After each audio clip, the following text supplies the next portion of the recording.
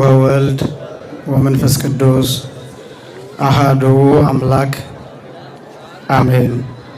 ክቡር አባታችን መልአከ ፀሐይ መምህር ቀሲስ በቀለ ተሰማ የካቴድራላችን ዋና አስተዳዳሪ፣ ክቡራን መምህራነ ወንጌል፣ ሰባክያነ ወንጌል፣ ሊቃውንተ ቤተክርስቲያን ያሬዳውያን፣ ክቡራን አባቶች መነኮሳትና ቀሳውስት፣ ክቡራን ወንድሞች ዲያቆናት፣ ክቡራን ዘማሪያን፣ ክቡራን እግዚአብሔር ልጆች፣ አባቶች፣ እናቶች፣ ወንድሞችና እህቶች እንዲሁም ሕፃናት ሁላችሁም በኃያሉ በልዑል እግዚአብሔር ስም እንደምን አደራችሁ?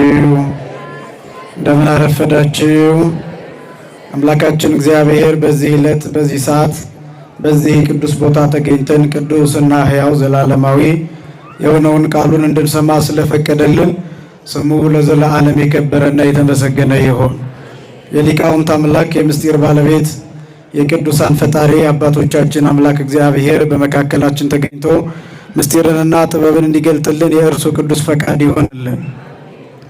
ለተወሰኑ ደቂቃዎች በጣም አጭር ደቂቃ ሰዓቱ ስለሄደ የምንማማርበት የትምህርት ርዕስ የተቀጠቀጠን ሸምበቆ አይሰብርም በሚል ርዕስ ይሆናል።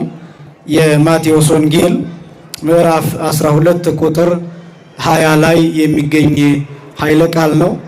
ቅዳሴ ላይ የተነበበ የወንጌል ክፍል ነው። የማቴዎስ ወንጌል ምዕራፍ 12 ከቁጥር 1 ጀምሮ እስከ ቁጥር 22 ድረስ ቅዳሴ ላይ እንዲነበብ ለዛሬ የተመደበ ወንጌል ነው። ይሄ ወንጌል እንዲነበብ የሆነበት ምክንያት በቅዱስ ያሬድ ዜማ ስርዓት መሰረት መዝሙሩ ሌሊት ሊቃውንቱ ሲያመሰግኑበት የነበረው ወመኑ መሐሪ ዘከማከ፣ እንዳንተ ያለ መሐሪ ቸር ርኅሩህ አዛኝ ማን ነው የሚል ስለነበረ ይህ ወንጌል እንዲሁም መልእክታቱ በአጠቃላይ ከዚሁ ጋራ የተገናኙ ስለሆነ በየሳምንቱ የምንሰማው ምስጢር ነውና፣ ስለዚህ ይሄ ወንጌል ምሕረትንና መስዋዕትን የሚያወዳድር ክፍል ስለሆነ ይሄ ወንጌል የተነበበበት ምክንያት ለዚያ ነው። ይሄ የማቴዎስ ወንጌል ምዕራፍ 12 ከቁጥር 1 ጀምሮ እስከ ቁጥር 22 ድረስ ያለው በዋናነት 3 ነገሮችን ያነጻጽራል። አንደኛ ሰውና ሰንበትን፣ ሁለተኛ ረሃብንና በዓልን፣ ሶስተኛ ደግሞ የፈውስን እና እንዲሁም ደግሞ ምሕረትን መስዋዕትን፣ እነዚህን 3 ነገሮች ያነጻጽራል የማቴዎስ ወንጌል ምዕራፍ 12። ከቁጥር 1 ጀምሮ ስንመለከት ያው ለማሳየት ጥቂት ነገር ለማሳየት ያክል ነው እንጂ ከጊዜ አንጻር እጅግ በጣም ሰፊ ወንጌል ነው። ግን ደግሞ በጣም ረቂቅና ጥልቅ ወንጌል ነው እና የማቴዎስ ወንጌል ምዕራፍ 12 ከቁጥር 1 ጀምሮ በዚያን ጊዜ ኢየሱስ በሰንበት ቀን በእርሻ መካከል አለፈ፣ ደቀ መዛሙርቱም ተራቡና እሸት ይቀጥፉ ይበሉም ጀመር ብሎ ይጀምራል። ይሄ እንግዲህ ሁለቱን ነገሮች የሚያሳይ ነው። አንደኛ ሰውንና ሰንበትን፣ ሁለተኛ ደግሞ ረሃብንና በዓልን። እነዚህ ሁለቱን ምስጢራት የሚያሳይ የወንጌል ክፍል ነው። በሰንበት የሚለው የአይሁድ ሰንበት ያው እንደሚታወቀው ቀዳሚት ናት። በቀዳሚት ቀን ጌታችን መድኃኒታችን ኢየሱስ ክርስቶስ ያሳያቸው ተአምራት፣ ያደረጋቸው ልዩ ነገሮች፣ ያስተማራቸው ትምህርቶች፣ የፈወሳቸው ሰዎች እና ሌሎች ልዩ ድንቅ ድንቅ ነገሮችን በዕለተ ሰንበት አሳይቷል። እንግዲህ ዋናው ቁም ነገር እዚህ ላይ ያለው የሰንበትን ጽንሰ ሐሳብ ጌታችን መድኃኒታችን ኢየሱስ ክርስቶስ ለሰው ልጆች መግለጥ ነው። የብሉይ ኪዳን ሰዎች በተለይ አይሁዳውያን ወይም እስራኤላውያን የሰንበትን ጽንሰ ሐሳብ የተረዱበት መንገድ የተሳሳተ ነበር። የተሳሳተ ነበር ማለት ነው። በዓሉን ማክበር ላይ ብቻ ያተኮረ፣ ሰው ላይ ብቻ ሳይሆን፣ ነፍስ ላይ ሳይሆን፣ ወይም ደግሞ መልካም ነገር ላይ ሳይሆን፣ ምሕረት ላይ ሳይሆን፣ ይቅርታ ላይ ሳይሆን በዓሉን ማክበር ብቻ፣ ስለ በዓሉ መጠንቀቅ ብቻ፣ መቀመጥ፣ መዘለል፣ ስራ ለመስራት አለመውጣት፣ ያበሩትን መብራት አለማጥፋት፣ ያጠፉትን መብራት አለማብራት፣ የታጠቁትን ሱሪ አለመፍታት ወይም ደግሞ የፈቱትን ሱሪ አለመልበስ፣ በር አለመዝጋት፣ ውሃ አለመቅዳት፣ እነዚህ የመሳሰሉት በጣም ጥንቃቄ የተሞላበት በዓል አከባበር ስርዓት አላቸው አይሁዳውያን። እንዲያውም የኛ ሊቃውንት 318ቱ ሊቃውንት ምን ይላሉ? ይትጠናቀቁ ከመሰንበት አይሁድ ይላሉ። አይሁዳውያን ሰንበትን ለማክበር እንደሚጠነቀቁት ያን ያህል አትጠንቀቁ ይላሉ።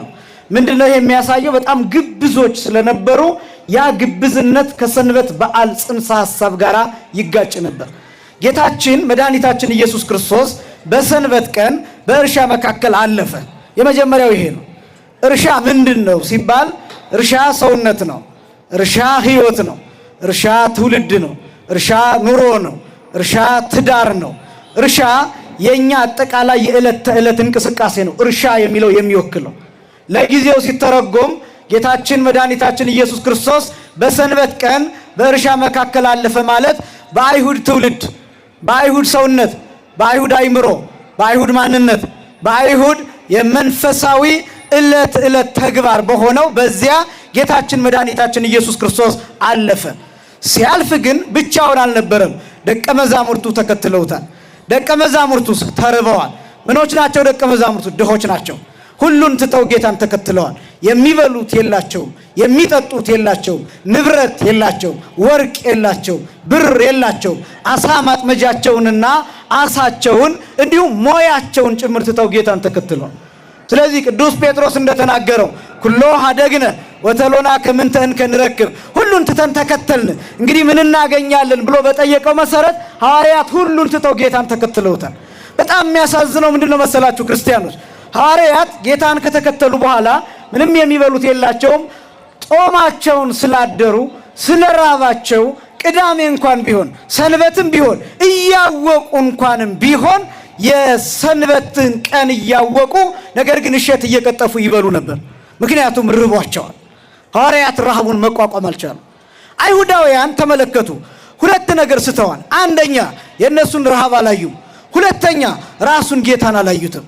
በጣም የሚያሳዝነው እዚህ ላይ እኔ እንዳው ይሄንን ተናግሬ ወደ ርዕሴ ቶሎ ሄዳለሁ። ለምን ከጊዜ አንፃር በጣም አስተውላችሁ ብትመለከቱት አይሁዳውያን የመጀመሪያው ክርስቶስ በእርሻቸው መካከል ሲያልፍ፣ በሰውነታቸው ሲያልፍ፣ በትዳራቸው ሲያልፍ፣ በትውልዳቸው ሲያልፍ፣ በአካባቢያቸው ሲያልፍ ክርስቶስን ባርከን አይደለም ያሉት፣ ከሰሱለት፣ ነገር ሰሩለት፣ ወይም በዚህ ዘመን ቋንቋ አቃጠሩለት ወይም ቀረቡለት።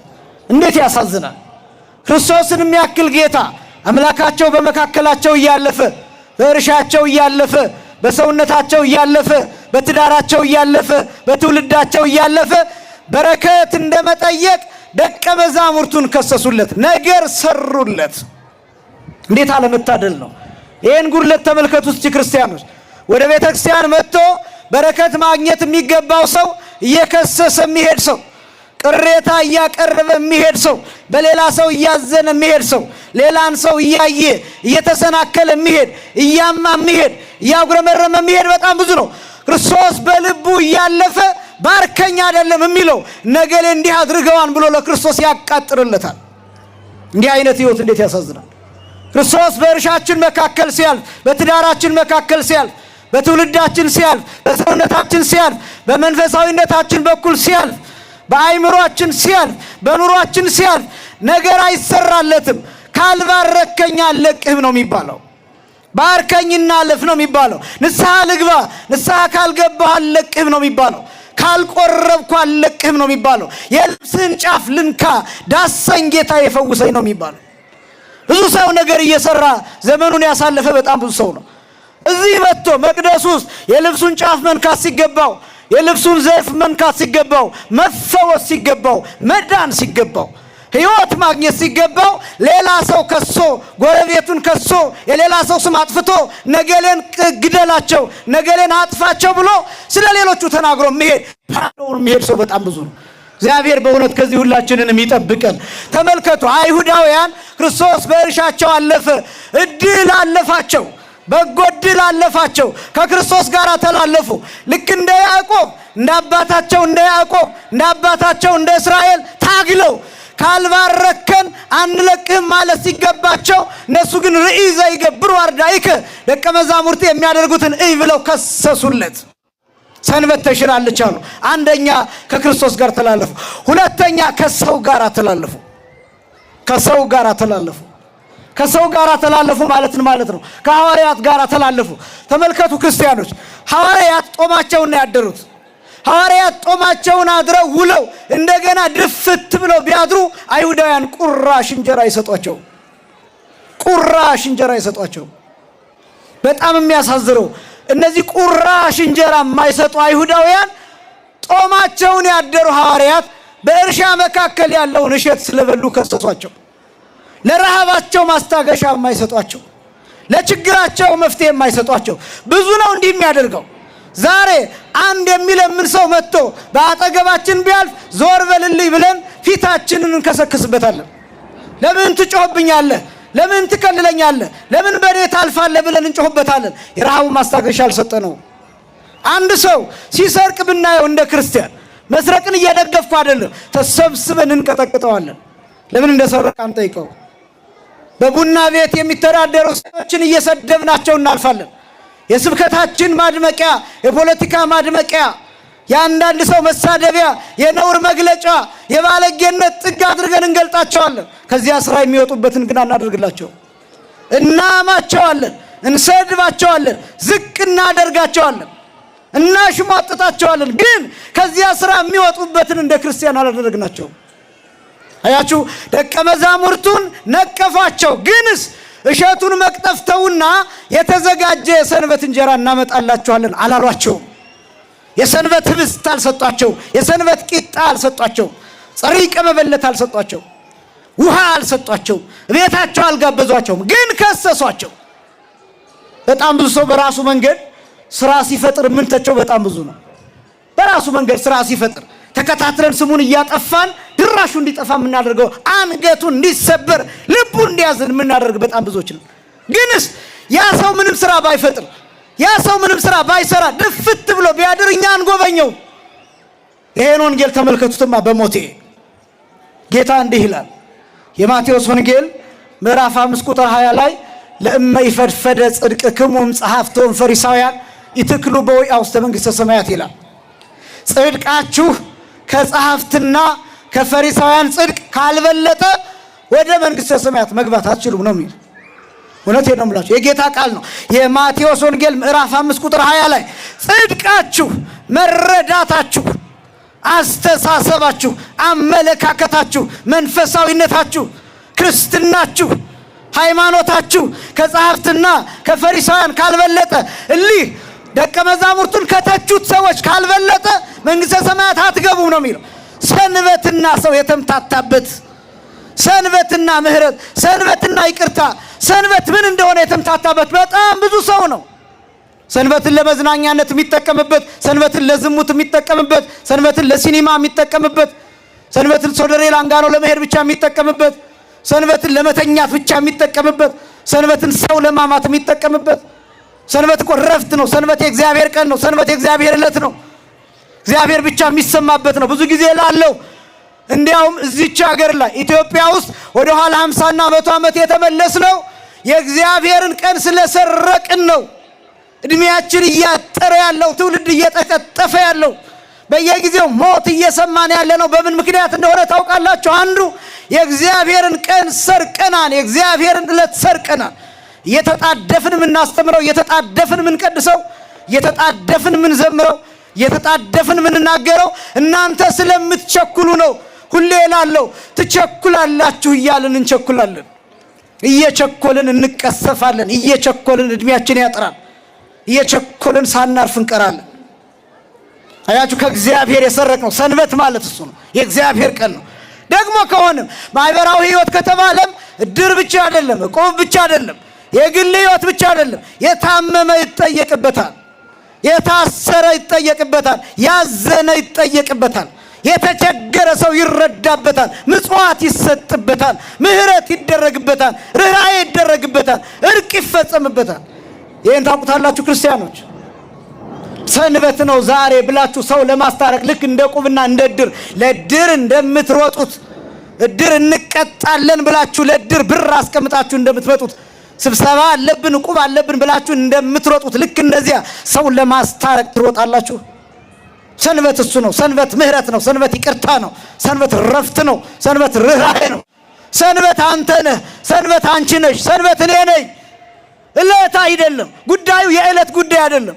ቅዱስ አትናቴዎስ ሰአሊ ለነ ሰንበት አስተምህሪ ለነ ሰንበት፣ ሰንበት ሆይ ለምኝልን ማልጅልን እያለ ይናገራል። ስለ ቀኑ እንዳይመስላችሁ። የሚማልድ ቀን የለም። የሚማልድ ቀን የሚለምን ቀን የለም። በሰንበት ቀን የሚሰራውን ስራ ነው ቅዱስ አትናቴዎስ እንዲህ ብሎ የሚናገረው።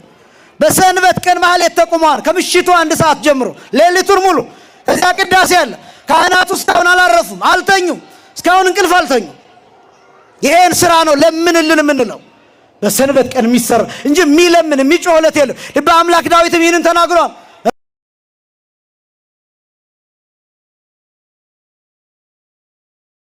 ታደርጋለች ወሌሊት ለሌሊት ታየድ ጥበብ ሌሊትም ለሌሊት ጥበብን ትናገራለች ይላል። ቀኑ አይደለም የሚነገረው፣ በቀኑ የተሰራው ስራ ለነገ ታሪክ ይሆናል፣ ለነገ ጥበብ ይሆናል፣ ለነገ ዕውቀት ይሆናል፣ ለነገ መማሪያ ይሆናል። ያንም ያሳየን። ስለዚህ ሰንበት ማለት ይሄን ጽንሰ ሐሳብ ማሳየት የሚችል ነው። ጌታ አዘነና እንዲህ አላቸው፣ እያንበብክሙ ዘገብረ ዳዊት ያደረገውን አላወቃችሁምን? አልሰማችሁምን አላቸው። ለሱና ለብላቴኖቹ የማይገባውን በቤተ መቅደሱ ያለውን ለካህናቱ ብቻ የሚገባውን የነሱን ካህናቱን ምግብ የተቀደሰውን ህብስት በልተዋል። ረሃብ አንዳንድ ጊዜ ከህግ በላይ ነው። ምእመናን ረሃብ ከህግ በላይ ነው። ምጽዋት የሚያስፈልገው ለዚህ ነው። ለምሳሌ ሰኞም ማክሰኞም ምግብ ያልበላ ሰው ሮብ ጧት ምግብ ቢያገኝ ይበላል። ረሃብ ከህግ በላይ ነው። ጾሙ ይሻር አይደለም። በደንብ ስሙኝ፣ በጥንቃቄ ስሙኝ። ሰኞና ማክሰኞ ምግብ ሳያገኝ ሊሞት የደረሰ ሰው ረቡዕ ጧት ምንም ቢያገኝ ስጋም ቢሆን ምንም ቢሆን ያገኘው ሊበላ ይችላል። አማራጭ እሱ ከሆነ ረሃብ ከህግ በላይ ነው። ሐዋርያት ርቧቸዋል። የብዙ ሰዎችን ረሃብ አንረዳም። ረሃብ የሚባለው የምግብ ብቻ አይደለም። ሰው ይራባሉ። አንዳንድ ሰዎች ወንድም ይራባሉ፣ እህት ይራባሉ፣ አባት ይራባሉ፣ እናት ይራባሉ፣ ፍቅር ይራባሉ። ብዙ የሚራቡ ሰዎች አሉ። ብዙ በጭንቀት ራሳቸውን ሲጣርገው የሚገሉ ሰዎች አሉ። ምክንያቱም ሰው ተርበው፣ ምክንያቱም እኛ እንጎበኛቸው። እኛ ክርስቲያኖች ነን፣ ሄደን ጎረቤቶቻችንን አናይም። ያ ሰው አንገቱን ደፍቶ ሲሄድ ሰውዬ እብድ ነው ብለን ቀልደንበት ነው የምናልፈው። አያችሁ፣ ቀረብ ብለን ጌታዬ ምን ሆነ ነው፣ ወንድሜ ምን ልርዳ፣ እህቴ ምን ልርዳሽ አንልም እንደ ክርስቲያን። እና ይሄ ነው ሰንበት ማለት ይሄ ነው። ይህንን ማድረግ መቻል። አልሰማችሁምን አላነበባችሁምን ብሎ የሆሴዕን ትንቢተ ሆሴዕ ምዕራፍ 6 ላይ ያለውን ጌታ ይጠቅሳል። ምጽዋተ አበድር እመስዋዕት፣ ከመስዋዕት ይልቅ ከሻማ ይልቅ ከጧፍ ይልቅ ከሰባ ፍሪዳ ይልቅ ከሰባ በግ ይልቅ ከሰባ ፍየል ይልቅ ከመጋረጃው ይልቅ ከመጎናጸፊያው ይልቅ ይህን ትልቅ ህንፃ ከመስራት ይልቅ ርኅራኄን እወዳለሁ ይላል እግዚአብሔር። ከዚህ ግዙፍ ህንፃ ቤተ ክርስቲያን በላይ በውስጣችን የገዘፈ ርኅራኄ ይፈልጋል፣ የገዘፈ ምህረት ይፈልጋል። አንዳንድ ነገሮች ጋር እንተላለፋለን ምእመናን። አንዳንድ ነገሮች ህንፃ መስራትን እየተቃወምኩ አይደለም፣ ማልማትን እየተቃወምኩ አይደለም። ግን እግዚአብሔር በልባችን ያለውን ምህረት ይፈልጋል።